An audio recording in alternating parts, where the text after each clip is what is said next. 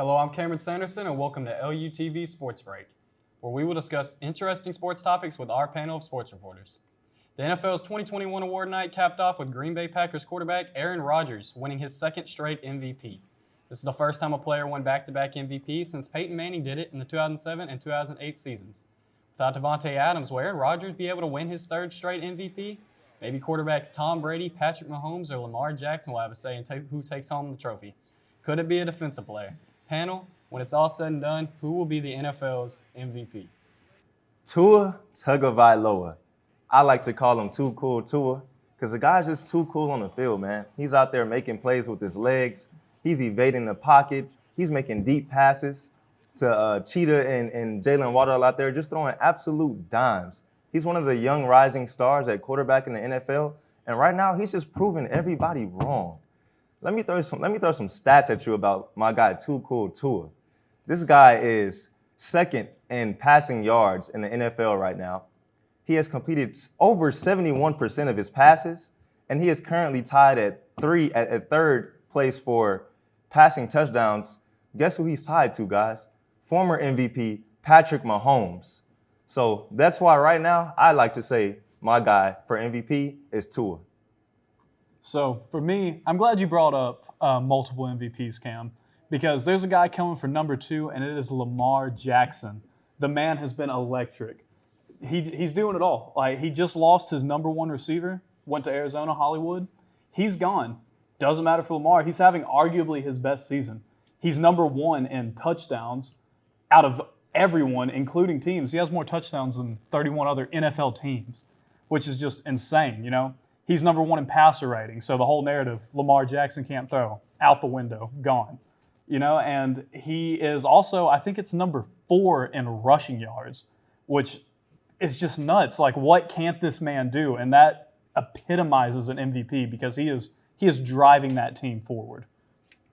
I respect the Alabama quarterback pick, but I'm going to take a different Alabama quarterback, Jalen Hurts. Jalen Hurts has been doing so good recently, and I generally believe that he can take this team and he can win the MVP with it. So far, he has 916 passing yards, completed 67.3% of his passes, 4 passing touchdowns, and only is second in quarterbacks with rushing yards. And who's he behind? Lamar Jackson, your guy. And he has 3 rushing touchdowns with that. And also, look at the schedule he has.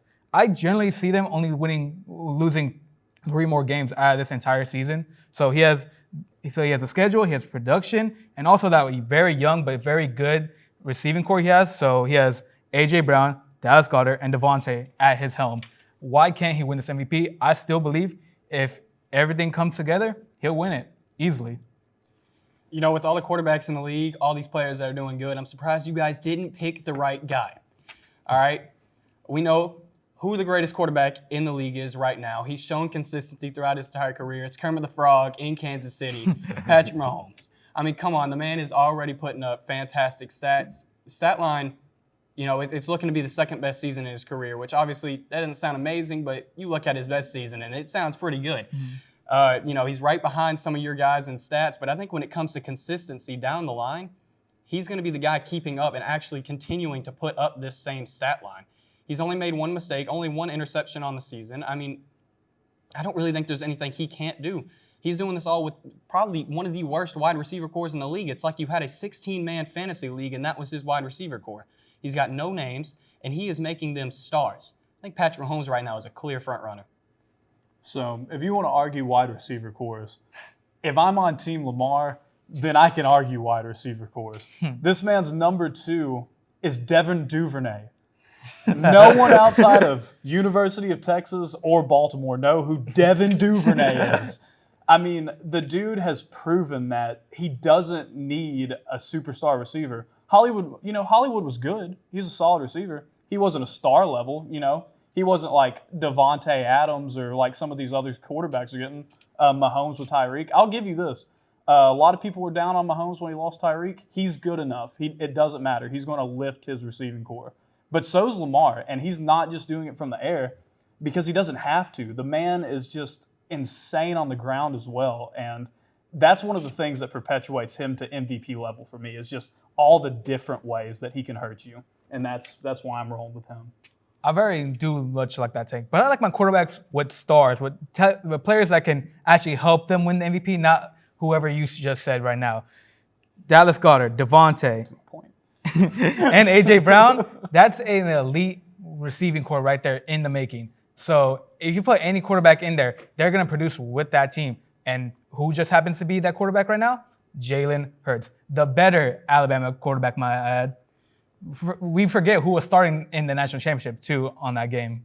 We just forget about that, but this ain't here or there. Why can't he win this MVP? He just is, guys.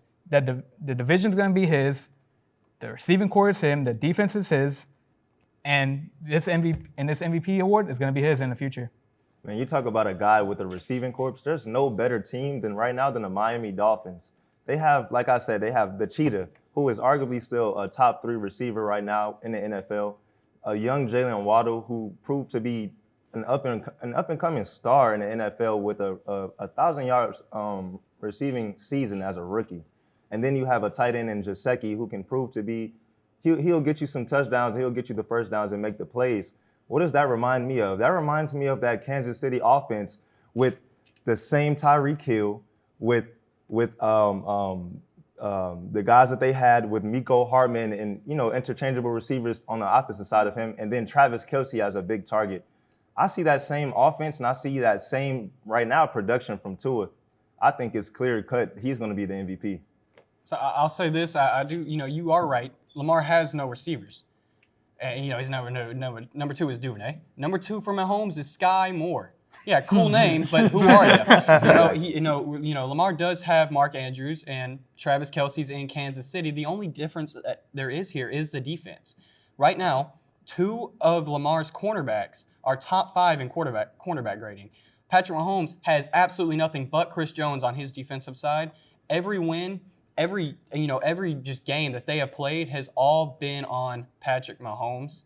I mean, he's just putting up these numbers without anybody around him. Yes, I think it's cool to have these guys that can levitate you to a higher performance level, but I think when you're doing a similar performance level without those guys, it shows that you are the most valuable player. I mean, there's a lot of people that can get thrown into a system, but how many people can run a football team with no stars on it? But with that being said, guys, that's all the time we have for today. Thank you, panel, and thank you for tuning in to LUTV Sports Break, where we keep you in the game for every game. Be sure to like us on Facebook and follow us on Twitter for more Lamar University sports. See you next time.